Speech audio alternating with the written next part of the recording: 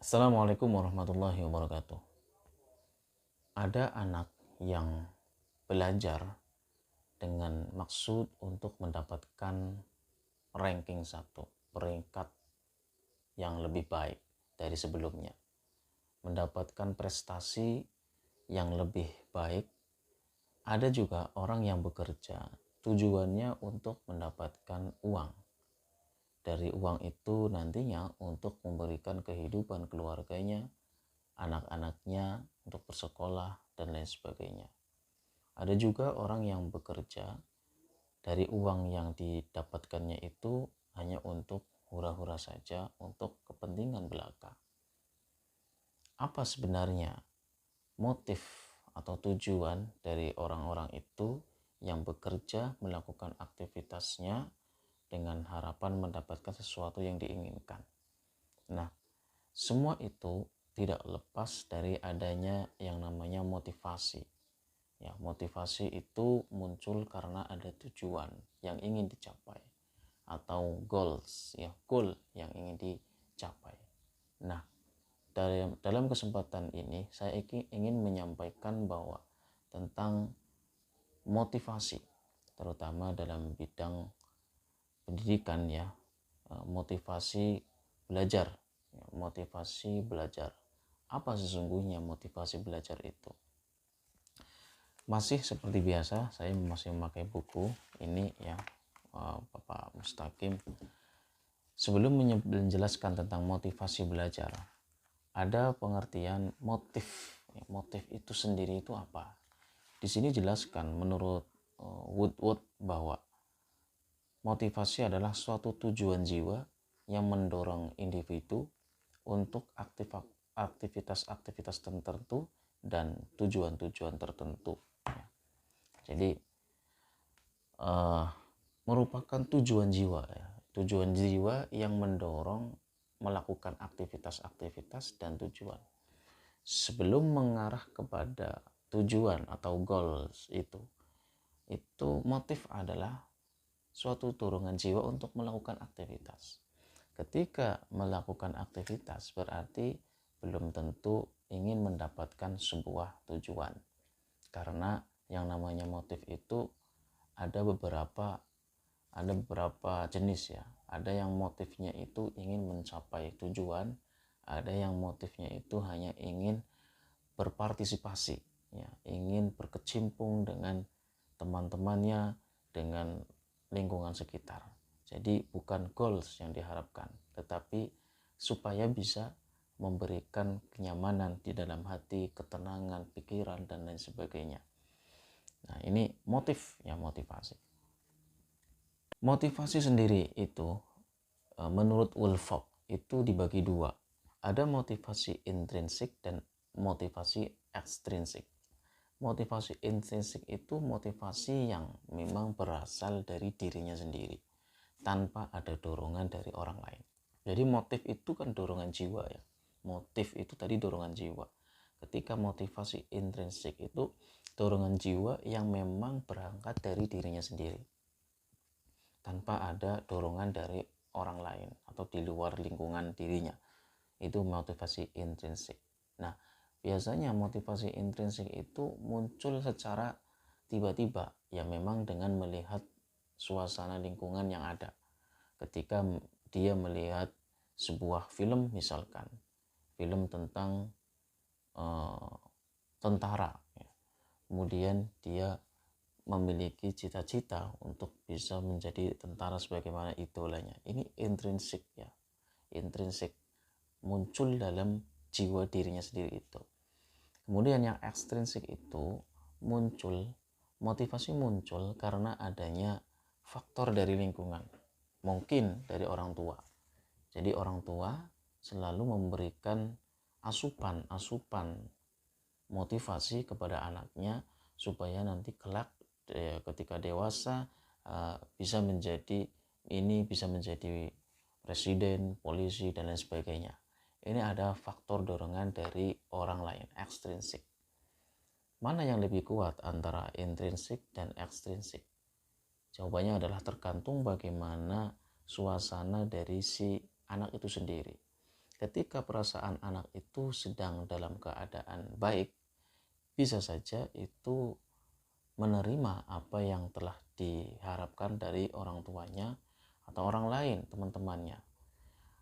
Kalau di dalam intrinsik itu sesungguhnya sangat sangat bagus ya, sangat baik dalam rangka untuk memantapkan dirinya untuk mendapatkan apa yang diharapkan, cita-citanya itu. Tetapi kadang-kadang intrinsik itu kekuatannya itu belum begitu besar karena tidak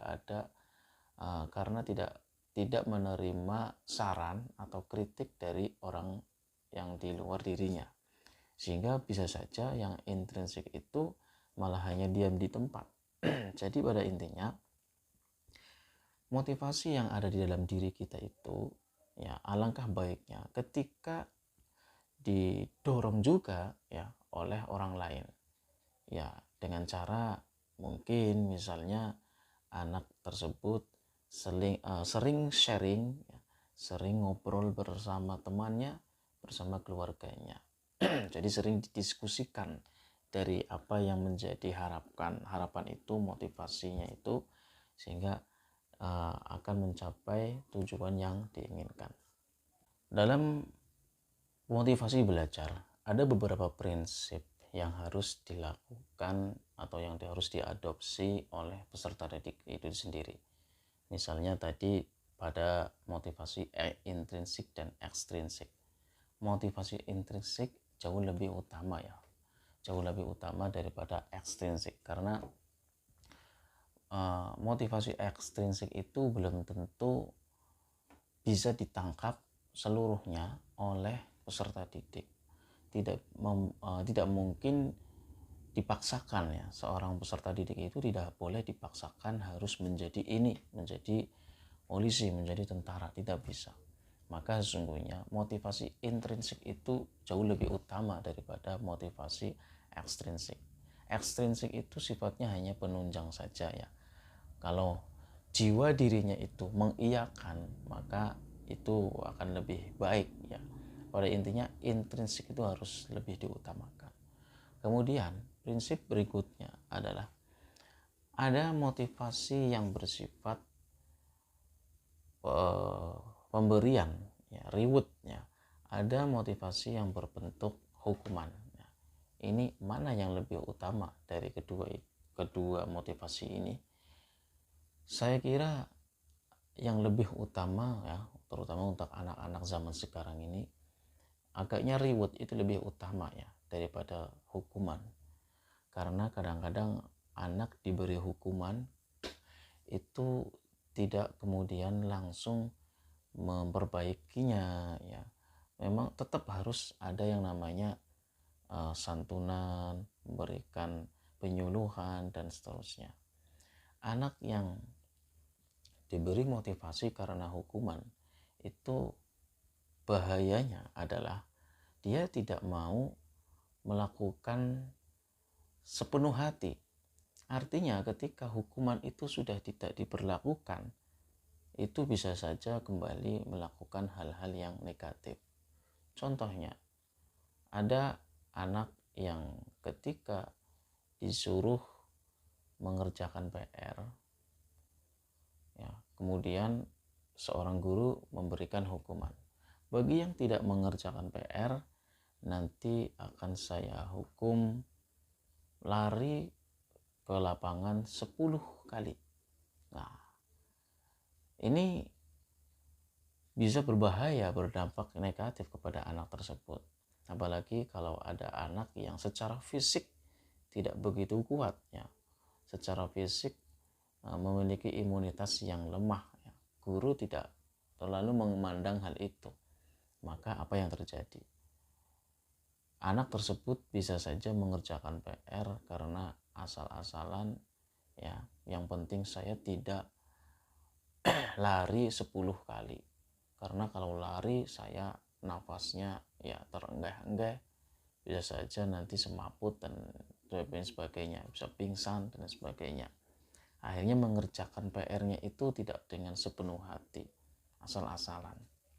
Cobalah kita memberikan motivasi dengan motivasi yang sifatnya adalah penghargaan, reward. Ya. Anak-anak, siapapun yang mengerjakan PR nanti akan saya beri hadiah. Ya, siapapun ya, kalimatnya siapapun. Atau nanti yang memiliki PR yang nilainya 100 ya, yang nilainya bagus, akan saya beri hadiah ya, ini bagus ya. Jadi artinya ada motivasi ya, antara motivasi reward, motivasi pemberian penghargaan ini sangat berarti ya, sehingga ada bentuk kesungguh-sungguhan. Tetapi sesungguhnya motivasi yang berbentuk reward ini juga tidak boleh dipertahankan secara terus-menerus, tidak boleh dilakukan oleh seorang guru secara kontinu ya, tidak boleh secara terus-menerus, karena ini juga berbahaya.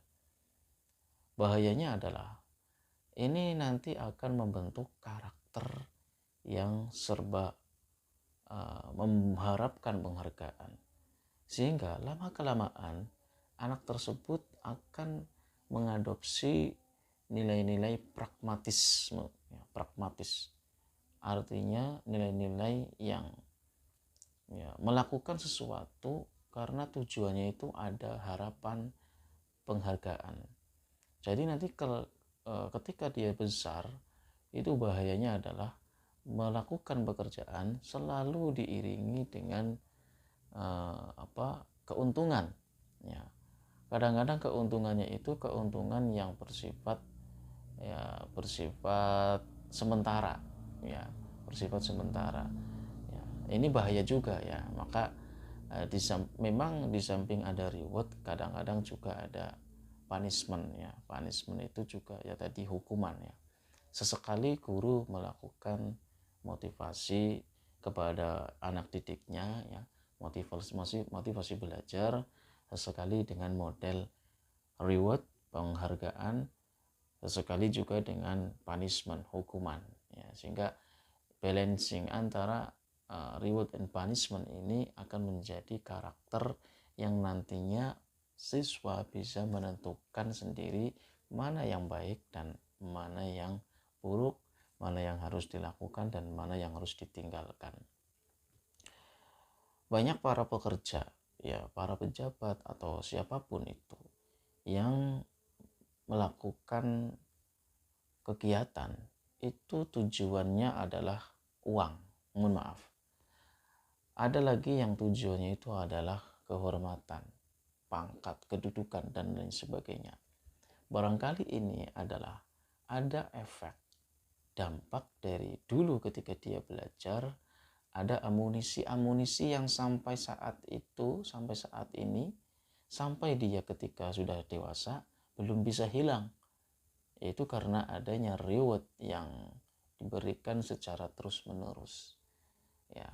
Itu reward and punishment kan sifatnya hanya motif ya, motivasi saja, tetapi sesungguhnya karakter hati itu tetap harus dijaga secara maksimal agar jangan sampai tumbuh karakter-karakter atau sifat-sifat yang mengarah kepada pragmatisme, hedonisme, dan kesenangan belaka.